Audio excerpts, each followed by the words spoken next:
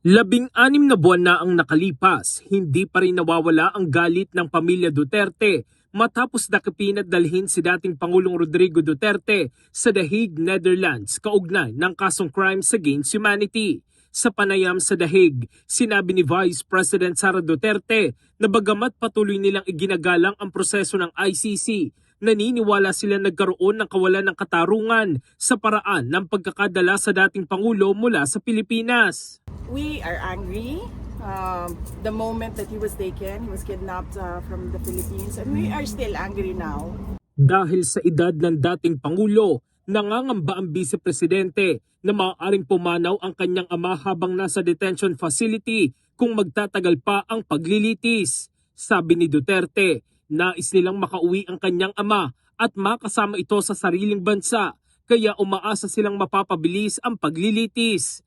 Aniya, 1 taon at 4 na buwan na ang dating Pangulo sa detention, ngunit wala pa silang nakikitang malaking pag-usad sa kaso. The trial will be set November, and this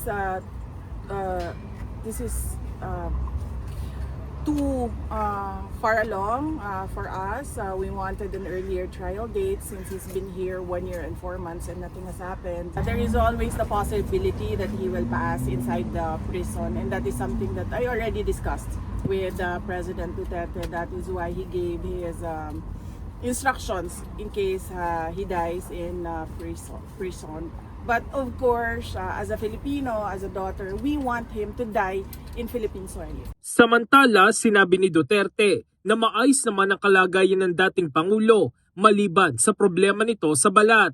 Bukod dito, sinabi niyang nararanasan lamang ng dating Pangulo ang karaniwang pananakit ng katawan dahil sa kanyang edad na 81 years old. He's doing okay, except that he has a skin problem right now. We're trying to ask the health unit of the detention what it is all about, but we appreciate that they did something about it. I understand there's a cream applied on the skin boil, skin rash. I really do not know what it is. So, In the heart of changing lives ako, sa Brigada Jigo Custodio ng 105.1 Brigada News of Manila, the Music News Authority.